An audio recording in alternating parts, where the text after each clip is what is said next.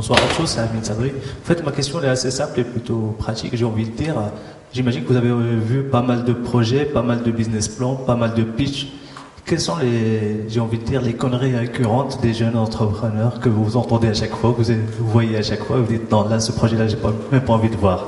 Moi, je vais dire, c'est le manque de motivation et les doutes persistants dans un team. Le Dream Team qu'on a envie de voir, c'est un Dream Team gagneur.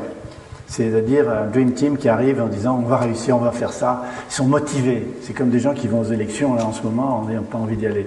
Bon.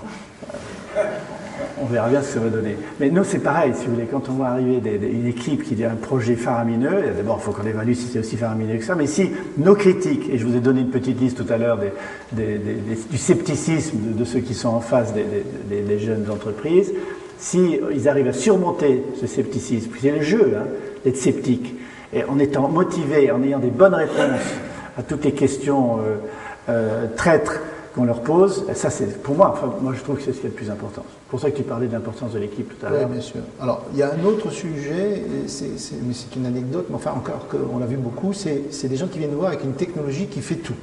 Je veux dire qui s'adapte à plein de cas de figure. Voilà. C'est merveilleux, on a trouvé un truc qui optimise plein de choses, c'est une super techno, on va la mettre dans le pétrole, dans le machin, etc. Ah, ben, ça marche partout, donc qu'est-ce qu'on fait? Ben, on va créer une boîte qui va vendre ça partout. Et là, on sait que c'est une catastrophe. Et donc, on essaye de discuter avec l'équipe en leur disant, mais attendez, ça marche partout, mais d'après vous, vous avez un peu réfléchi, quel est l'endroit où ça va marcher le mieux, où le gain pour le client est le meilleur? Et mettons que ce soit le pétrole.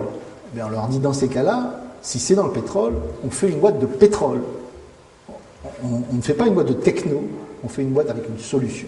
Donc, c'est le passage qu'évoquait Joël entre une technologie et une solution. Et à ce moment-là, on embauche des gens qui viennent du secteur du pétrole, on parle pétrole tout le temps, on modifie le produit, la techno pour qu'elle réponde aux besoins du secteur. Et si déjà on a gagné dans le domaine du pétrole, ce sera formidable si éventuellement on ouvre un jour une deuxième filiale dans un domaine qui est, je ne sais pas quoi, l'agriculture. Mais alors ça, quand je raconte ça à des gens qui viennent nous voir, 9 fois sur 10, ils partent en disant ce type est malade, je suis un super technologue, j'ai un truc extraordinaire, le monde entier va vouloir ça.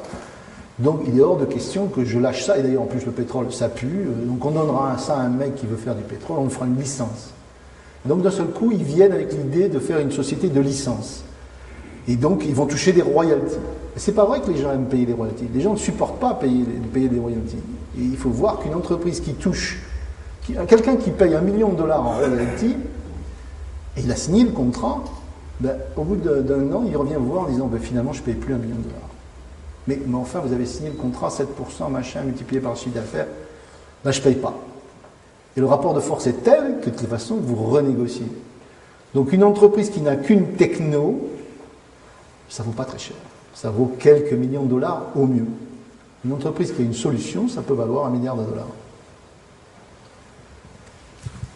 Juste un petit mot là-dessus, je pense qu'il n'y a pas de règle de base. Nous, on a toujours fait tout ce qu'il ne fallait pas. Déjà, on a fait une société à deux, avec 2 copains d'enfance, c'est ce qu'il ne faut pas faire, parce que clairement, ça va poser des problèmes. On a créé une société technologique, une start-up dans les mobiles, sans CTO. Là aussi, c'est ce qu'il ne faut pas faire, il faut toujours dans la Dream Team un directeur technique. On a toujours, du point de vue des investisseurs, même ceux qui étaient avec nous, qui nous accompagnaient, étaient là où il ne fallait pas au mauvais moment. C'est-à-dire que il nous fallait avoir un premier grand client. Notre premier grand client c'était Orange, c'était un ancien, mon ancien employeur, donc ça ne marchait pas. Après il fallait avoir du business ailleurs qu'en Europe pour être vraiment très international. On a eu une référence aux US, on n'était toujours pas rentable. Ensuite on avait encore quelque chose qui n'allait pas. Après on était trop rentable, ça prouvait qu'on n'investissait pas assez en R&D. Je veux dire, clairement il y a plein de règles d'or qui changent tous les 6 mois chez les investisseurs et il n'y a pas de conneries. C'est clairement un projet qu'il faut savoir défendre. Il faut montrer qu'on est motivé et même si ça ne rentre pas dans les règles du moment, ça passe si votre projet il est sérieux et que vous êtes motivé.